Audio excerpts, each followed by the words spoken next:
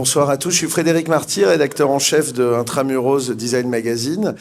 C'est un plaisir pour nous d'être avec vous ce soir. Je remercie particulièrement Atlas Concorde qui nous a proposé à la fois d'organiser et d'héberger tout au long de la journée une série d'interviews d'architectes, de promoteurs immobiliers. Et nous terminons cette belle journée d'inauguration du showroom avec un talk qui va parler, aux surprises, de matériaux.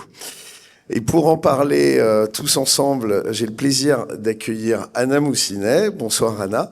Vous êtes fondatrice de Anna Moussinet Interior Design, agence bien nommée qui, comme son nom l'indique, incorpore des problèmes. Car vous êtes architecte des PLG, architecte d'intérieur et designeuse. Ça incorpore énormément de problématiques dont nous allons en parler ensemble ce soir. J'accueille également Natacha Froger, fondatrice de Atome Associés, agence d'architecture d'intérieur, avec une grande spécialisation dans l'hospitality. Pour Arte Charpentier, grande agence d'architecture, je reçois Léa Blanc. Léa, vous êtes chargée de projet architecture et design. Vous êtes notamment en charge de nombreux projets assez innovants. Nous le verrons ensemble. Stéphane Cagnin, vous êtes directeur associé en charge de l'architecture intérieure et du design, bien entendu, chez Arte Charpentier. Et enfin, Alexandre Montbrun, directeur des opérations de Océanis, grand promoteur immobilier qui a réalisé en 25 ans un peu plus de 250 opérations pour 23 000 logements, si ma mémoire est bonne. Alors, on est chez Atlas Concorde, on va bien évidemment parler de matériaux, comme je vous l'ai dit. J'ai une première question en tant que profane, parce que je n'y connais strictement rien en architecture et en design. À quel moment vous définissez le cahier des charges matériaux? Alors, je vais peut-être commencer par Léa. Dans vos grands projets architecturaux, comment ça se passe? C'est vraiment en amont? À quelle phase du projet ce genre de considération intervient?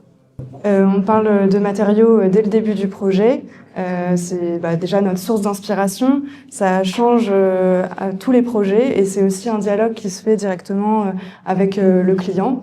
Donc il n'y a pas de cahier des charges établi en amont. C'est vraiment, on l'écrit au fur et à mesure du projet et de ses évolutions jusqu'au bout. Peut-être que...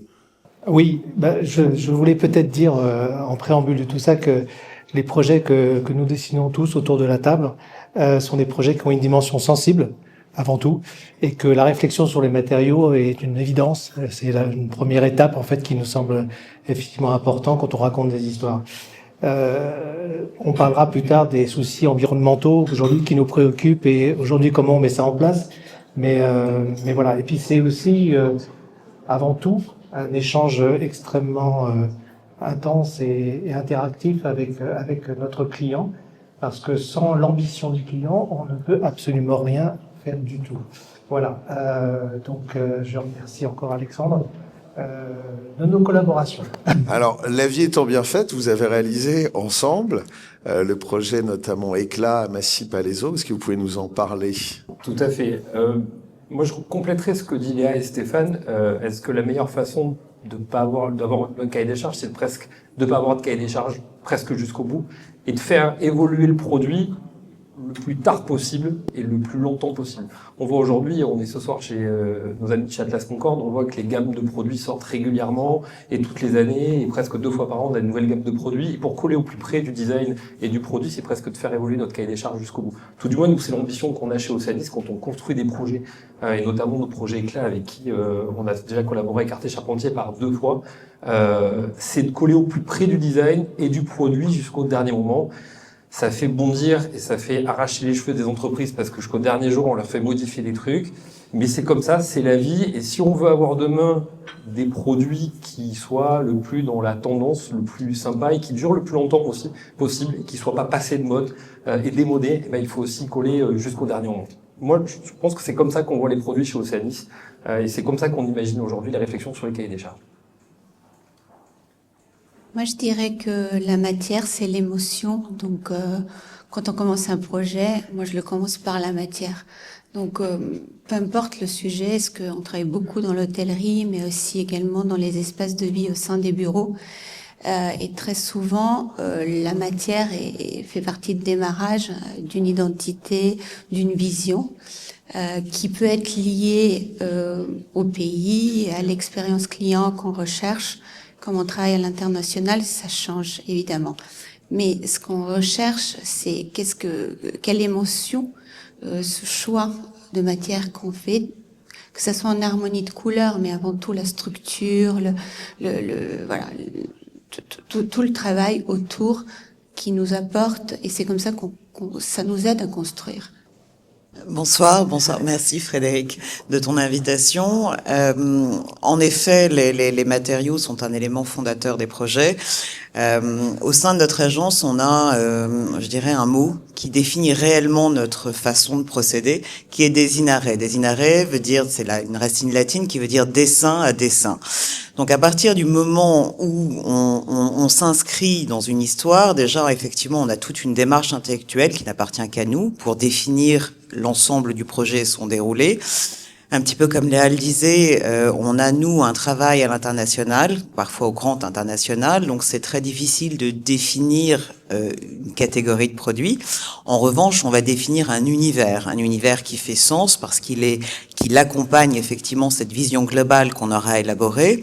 Et ensuite, quant au choix des produits, soit effectivement, on n'a pas toujours la chance d'avoir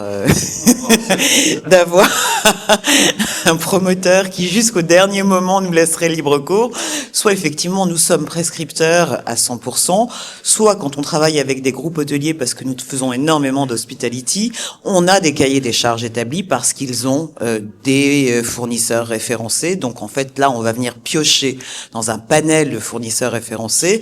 Sinon en effet au gré des territoires, on va venir faire en sorte que ces matériaux qui sont en effet, comme on est assez d'accord autour de table, accompagnent le projet dès l'origine parce qu'ils sont cette matière sensible. Alors justement, quand vous piochez dans ces matériothèques, quels sont les principaux critères? Alors j'imagine que ces critères sont en accord aussi avec les valeurs de chacun, mais quelles sont les différentes catégories de critères que vous pourriez nous donner relativement immuables chez vous, dans vos différents projets? Alors chacun a sa façon de faire ou la façon de procéder. Effectivement, on parlait de sensibilité et donc d'histoire à raconter. Donc ça, on prend beaucoup de plaisir à prendre cet exercice-là et aller jusqu'au bout.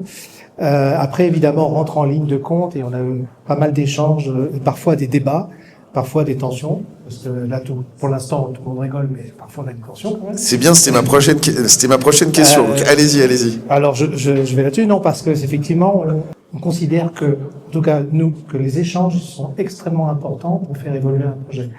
Et c'est quoi les critères qui peuvent aujourd'hui susciter quelques tensions? C'est souvent le prix, c'est souvent le délai, c'est souvent aujourd'hui une mise en œuvre qui aujourd'hui est en corrélation avec un coût important. Et ce qui est assez magique, c'est qu'on trouve à chaque fois des solutions, sans forcément dénaturer ce qu'on raconte. Je ne sais pas si j'ai répondu à la question, mais un des critères aujourd'hui, c'est d'avoir justement des matériaux qui retracent peut-être ce qu'on veut, enfin en tout cas qui donnent l'essence même en fait de ce qu'on voulait raconter, mais on n'est pas figé ou arrêté sur ça. Donc un des critères, c'est d'avoir effectivement cette souplesse et cette évolutivité, cette adaptabilité en fait qu'on a sur nos prescriptions, quoi. Alors dans les critères, tout au long de la journée, on a énormément parlé de bas carbone, voire de réemploi, d'upcycling. C'est forcément quelque chose qui est au cœur de vos préoccupations, j'imagine. Peut-être que je vous donne la parole, peut-être, ou allez. Tu veux aller d'abord? Oui, nous, vas-y. on a vraiment une matériothèque qui intègre aujourd'hui des matériaux innovants, recyclés, upcyclés. C'est vraiment une préoccupation qui nous tient à cœur et on essaye de l'intégrer au maximum dans nos projets. On pioche dans cette matériothèque, mais aussi des fois on pioche in situ en fait dans le bâtiment.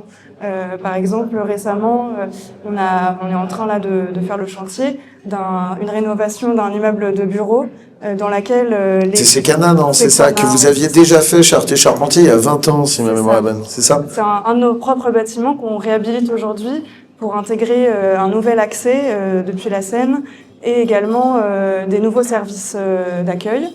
Donc les anciens halls qui étaient obsolètes, mais qu'il y avait des matériaux très nobles, des pierres existantes, tous les sols en pierre ont été déposés correctement, concassés, et aujourd'hui font partie du sol coulé terrazzo qui a été mis dans tous les espaces de service. Donc ça peut être une source d'inspiration aussi pour le choix des matériaux. Pour notre part, en fait, je dirais que ça dépend des projets. On travaille actuellement sur un campus universitaire à Paris, qui est un grand campus, ancien bâtiment de AgroParisTech, 17 000 mètres carrés. C'est un espace, effectivement, qui va accueillir 5 écoles, des écoles d'art, de business. Et donc là, on s'adresse à une population jeune, donc c'est 20-25 ans, avec des modes de vie très différents, très connectés. Donc avec ça vient toute la notion de quel matériau on va le proposer. Donc par exemple, on va travailler sur la mare du café, pour savoir comment on va créer des plateaux de table pour le restaurant qui vont utiliser quotidiennement. Et en même temps, on travaille sur les Ritz-Carlton où on nous demande plutôt d'être sur la pierre, sur le travail de la mosaïque, donc les artisans d'art. Ça dépend énormément de la typologie de projet. Va nous emmener d'une gamme à une autre de produits, et c'est ça qui va déterminer aussi le choix. Vous avez travaillé notamment la céramique, alors c'est sur Louvre Saint-Honoré, je crois. Tout aussi. à fait, tout à fait. Donc un on a un récent, projet. Ouais, on a un projet assez exceptionnel en ce moment avec Atlas Concorde, qui se trouve, donc c'est Louvre Saint-Honoré. C'est un ancien bâtiment de Louvre des Antiquaires, appelé Louvre des Antiquaires, qui va abriter la Fondation Cartier, qui ouvrira l'année prochaine. Donc c'est un bâtiment rénové par Jean Nouvel. Et nous avons tout le premier étage qui à la fois une programmation des espaces communs, restaurants, un business center, des salles de réunion. Donc on est très fiers d'avoir de cette collaboration avec Atlas Concorde parce qu'ils étaient extrêmement à l'écoute d'aller au-delà que de produits, mais comment on va réutiliser leurs produits différemment. Donc ça va d'un revêtement de sol, mur, mais jusqu'aux marches, mais en bloc. Donc c'est pas marche et contre-marche, c'est des pièces déjà assemblées à l'usine qu'on a posées. Et en fait, on a ainsi que par exemple les grands dans les sanitaires communs, il y a 9000 mètres carrés d'espace de sanitaires qui vont donc on a créé des grandes vasques, des blocs où on donne ce sentiment d'un extrait sculptural qui s'apparente à la pierre beaucoup plus qu'un grès cérame. Donc pas de joints, pas de jonction visible, que des panneaux complets avec un assemblage en usine. Donc c'est une très belle collaboration. On est en train de livrer étape par étape des zones différentes, mais ça s'annonce plutôt très bien. Alors, moi, je vais répondre sur deux sujets. Je vais te faire une réponse groupée. Sur les choix, je vais être beaucoup moins poétique, c'est-à-dire qu'en fait, en général, on fait appel à nous parce qu'on a une certaine expertise et qu'en général, la réussite d'un projet, elle est corrélée à l'image finale, mais elle est aussi énormément corrélée à son budget. Donc, assez vite, quand on a défini les gènes codes de ce projet, on sait exactement, en hospitality, on va parler de positionnement économique. On va aller d'un projet ultra économique jusqu'au grand luxury. On connaît nos ratios par cœur et on sait, par exemple, si on a défini un univers pierreux, que rapidement, en mid-scale, par exemple, on n'aura absolument pas les moyens de se l'offrir, pour des tas de raisons. C'est à la fois le coût mètre carré rendu posé, mais aussi les coûts de maintenance derrière, parce que ça, c'est très, très important. Dans les choix des matériaux, c'est comment je suis à même de garder la pérennité de mon produit, et donc ça va vraiment en définir. En grand luxury, on n'a pas de problème. On sait qu'on peut aller sur des marbres et des pierres naturelles exceptionnelles parce que nous aurons les moyens de le maintenir, mais c'est pas vrai en mid-scale ou alors ça va vite devenir une catastrophe. Ensuite, sur l'axe eco-friendly, sur tout ce qui est effectivement environnemental, notre premier projet environnemental, on l'a fait il y a 20 ans.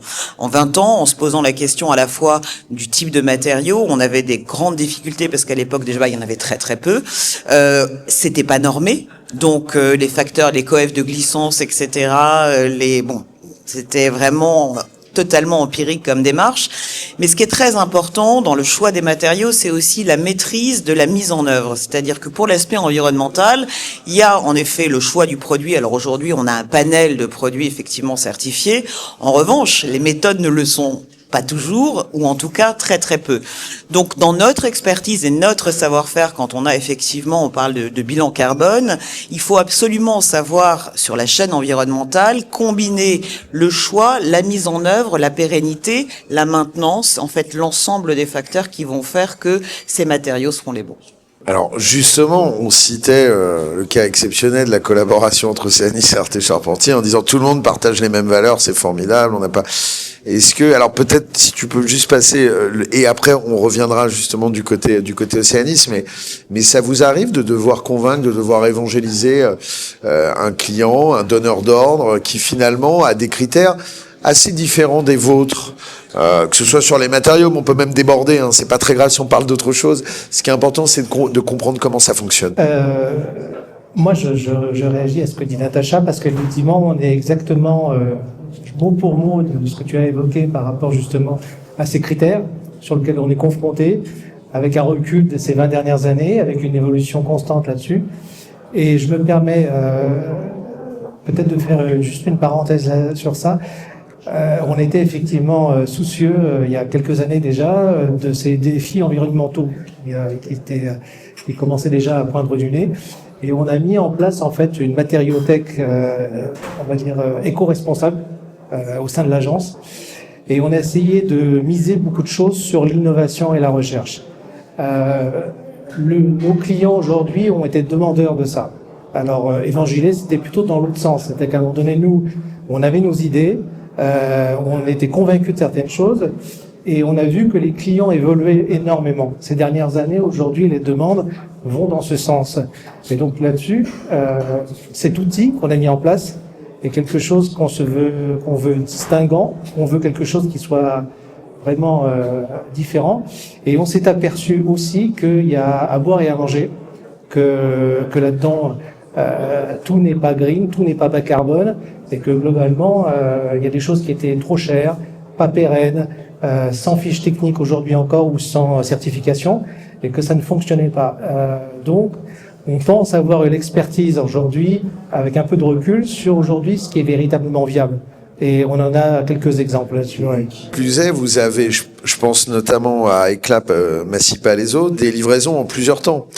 Donc vous voyez, vous avez un certain recul sur ce qui fonctionne, ce qui peut fonctionner moins, c'est pas un gros mot, quelque chose de finalement moins pérenne, qui résiste moins à l'usage. Et je rejoins un peu ce que dit tout le monde depuis tout à l'heure. On parle effectivement de choix, mais finalement, le choix aussi, c'est le choix de la durabilité.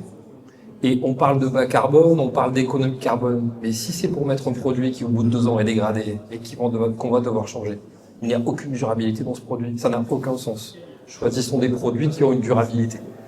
Tu as parlé d'Eclap Palaiseau. Eclap Palaiseau, qui s'est fait en 2 tranches, c'est 1800 résidents, étudiants, jeunes actifs. 4000 m² de parties communes. Depuis la livraison de la première tranche avec Arte Charpentier en 2018, nous n'avons pas changé un seul sol des parties communes. Et pourtant, il y en a des cuites dans un campus. Et pourtant, il y en a. Et nous n'avons pas changé les sols des circulations aussi.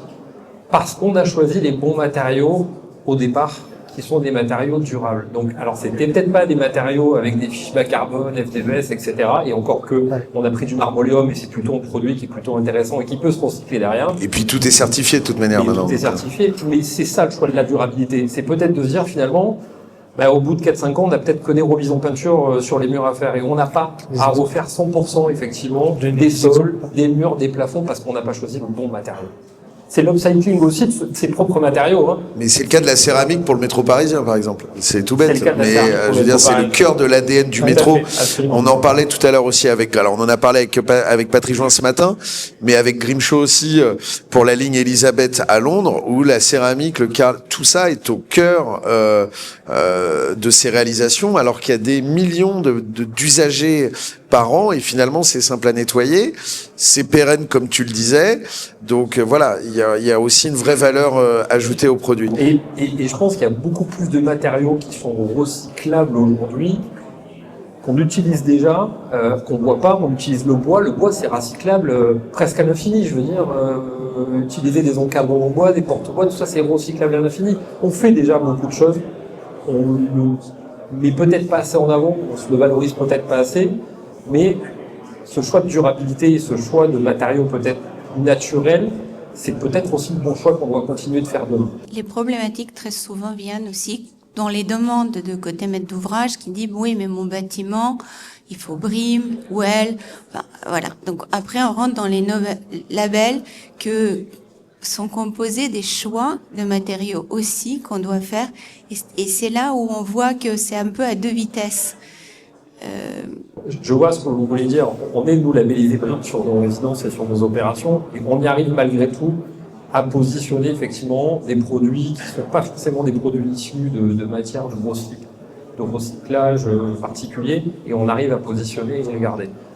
Je pense que c'est important d'avoir des produits qui soient dans la durabilité, qui permettent de pérenniser. Au CA10, quand on construit un écran, on construit pour nous, pour notre foncière. On se le garde pour nous, pour notre foncière jusqu'au bout. C'est donc important que nos produits, quand on les construit, quand on les travaille avec vous, architectes, on sache dire ce sont des produits qui vont durer dans le temps. Tout à fait. Je dirais que c'est une question de dosage. C'est-à-dire que sur un projet, on va se dire, 80% des matériaux, on sait les sols, et voilà. Il faut qu'il y ait une pérennité qu'on attend. Et après, c'est des accents. C'est des intentions qu'on va apporter qui vont finalement signer un projet et en même temps apporter de l'innovation et vous permettre aussi de parler différemment de votre projet en tant que maître d'ouvrage. Vous avez tous une certaine grande expérience dans votre domaine d'activité, en très peu d'années bien entendu. Avec le recul, quelles sont pour vous les principales évolutions? Alors, on en a, à mon avis, on a spoilé un petit peu, mais durant les 10 ou 20 dernières années, d'abord en termes d'idées, en termes d'usage, peut-être d'innovation aussi, parce que tous ici, justement, vous utilisez des matières innovantes. Je pense même à Anna, qui, ça c'est pas courant, a même inventé un matériau. Est-ce que vous pouvez nous en parler? Puis après, je passerai le micro pour répondre stricto sensu à la question. Tout à fait. J'avais travaillé sur on s'appelle Eco by Anna Moussinet, qui était présenté au Salon de Maisons et Objets et qui est en fait un chrome vaporisé en dégradé qui peut se poser sur n'importe quel support. Donc on peut le poser sur un grès, sur du bois, sur du métal. Et comme le chrome, c'est un miroir, donc c'est l'effet de miroir. En fait, pour que ça soit pour le retail ou autre, on va mettre en valeur, en fait, le produit. Ou un lieu. Et cette vision à l'infini n'est plus qu'une matière, mais quelque chose de beaucoup plus intemporel, parce que le miroir est effectivement un produit qui date déjà. Donc j'ai créé ce produit-là, mais pour revenir à des usages, je dirais que l'innovation, aujourd'hui, on nous demande de transposer l'expertise d'un domaine à un autre. Et quand on vient nous chercher pour les espaces de vie au sein des bureaux, c'est parce que on a travaillé dans l'hôtellerie. Ils disent, on veut cette expérience. Donc finalement, peu importe le domaine, moi quand on est venu me chercher pour faire un cinéma, les Sadouat-Tignolles, j'ai dit, j'ai jamais fait de cinéma. Ils ont dit, tant mieux. D'accord. Bon, alors en fait, ça veut dire que la programmation n'est pas un sujet. Le sujet, c'est l'expérience qu'on va offrir, parce que malgré tout, c'est toujours la même personne. C'est vous, moi, qui allez à un cinéma un soir, puis qui se retrouvera dans un hôtel le soir même, le lendemain ira dans des bureaux. Donc en fait, on s'adresse toujours à l'humain. C'est quelle est cette expérience que humain attend, et c'est dans cette progression qu'on cherche à apporter. Donc on va pas se focaliser sur un matériau, ni sur une forme, mais plutôt sur une expérience. Et cette expérience va nous emmener à réfléchir comment on apporte l'innovation. Oui, tu as raison de parler que l'humain est au cœur de ce travail. En revanche, nous partageons un domaine d'expertise qui est celui de l'hospitality, et souvent, j'ai coutume de dire que quand on sait concevoir en hôtel, on sait tout concevoir. Puisqu'un hôtel, c'est de l'hébergement, c'est de la restauration, c'est du travail, puisqu'il y a effectivement les centres de convention, etc. C'est du bien-être avec les spas, etc., etc. Et c'est un parcours client, c'est une ville dans la ville avec l'humain au cœur du travail. En revanche, si nous revenons sur le sujet qui nous intéresse et sur l'innovation, je crois que j'ai envie de faire un tout petit parallèle avec des innovations majeures des designers du début du siècle dernier, qui sont allés chercher dans l'industrie des nouvelles façons de faire pour pouvoir offrir un nouveau dialogue et un nouveau langage formel.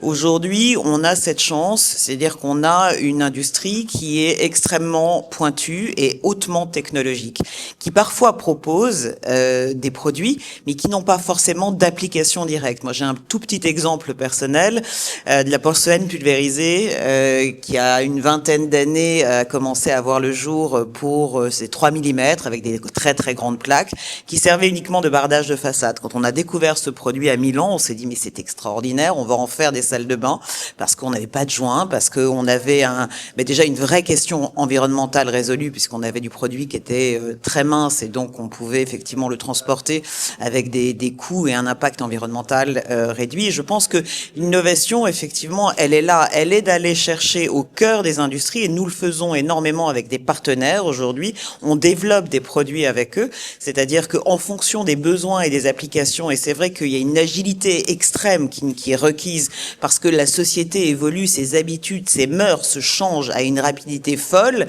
et donc je dirais que c'est l'homme qui effectivement va guider ces besoins-là et nous sommes le transfuge à un moment de ces besoins et en parlant et en échangeant avec les industriels, on est capable d'apporter de nouvelles réponses avec leur savoir-faire. Non, c'était juste pour dire effectivement que l'innovation est au cœur de nos problématiques. Qu'on a aujourd'hui dans l'agence pris en fait des doctorants qui prennent du temps pour chercher en fait ce que nous on n'a pas le temps de faire, de trouver des solutions. La recherche et l'innovation c'est quelque chose de fondamental. Si on peut aujourd'hui apporter des solutions qui n'existent pas ou qui justement sont précurseurs et qui en plus peut-être répondent à des enjeux environnementaux, c'est vraiment aujourd'hui quelque chose qu'on essaie de développer. Donc, on a vu qu'il y a des choses qui sortent en fait chaque année. Il y a des catalogues qui se mettent à jour. On a des matériaux innovants qui sont pas forcément innovants, d'autres qui sont pas pérennes. On a des choses qui pointent, qui sont rigolotes, qui peut-être dans quelques années seront pris au sérieux. On a vu apparaître il y a quelques années aux États-Unis des bétons auto-cicatrisants, par exemple. C'est assez rigolo ça. Et on injecte des bactéries en fait dans l'agrégat et à la lumière en fait les fissures se réparent et se reconstituent. Donc ça pose un questionnement, ça répond à des questions de durabilité par rapport à des structures aujourd'hui qui peuvent aujourd'hui se corroder ou s'abîmer.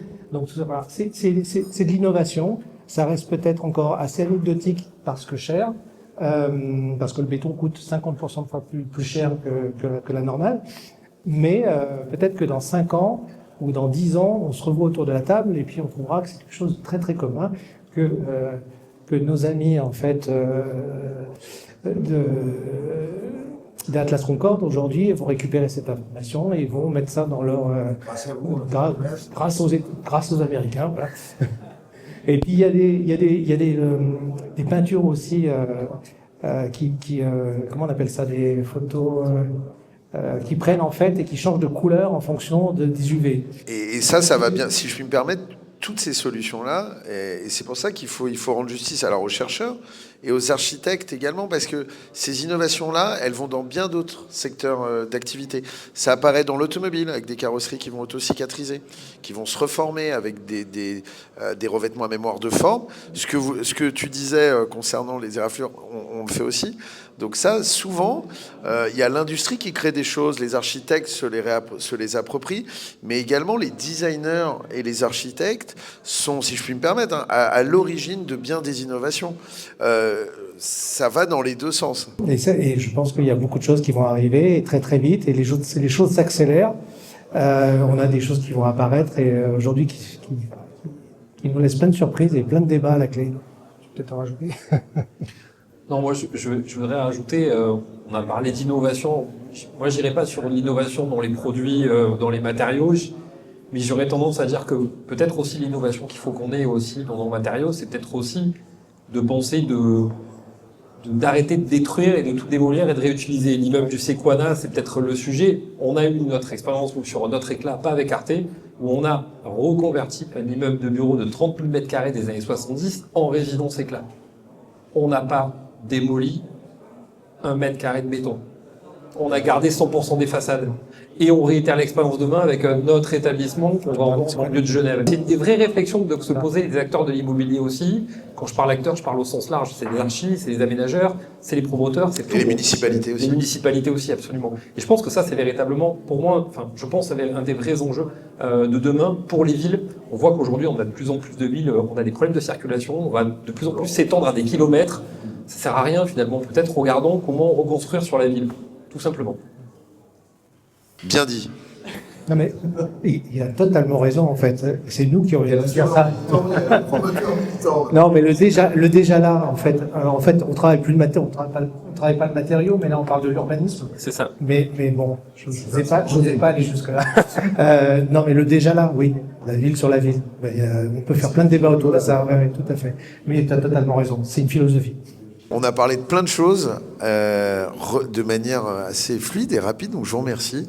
Merci d'avoir été nos invités. C'était un plaisir alors de faire la connaissance de certains et de certaines et de revoir d'autres.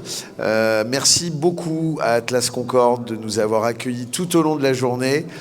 On a préparé avec toute l'équipe, notamment Ephrem, une série de contenus. Certains seront disponibles dès demain, à la fois sur les différents canaux d'Atlas Concorde, mais également ceux d'Intramuros. Je vous invite à aller voir nos sites internet respectifs, nos réseaux sociaux, et vous découvrirez la série d'interviews réalisées tout au long de la journée, pareil, sur Instagram, sur LinkedIn et sur Internet. Merci à vous toutes et tous, et puis j'espère qu'on se reverra bientôt pour parler de vos prochaines réalisations. Merci beaucoup.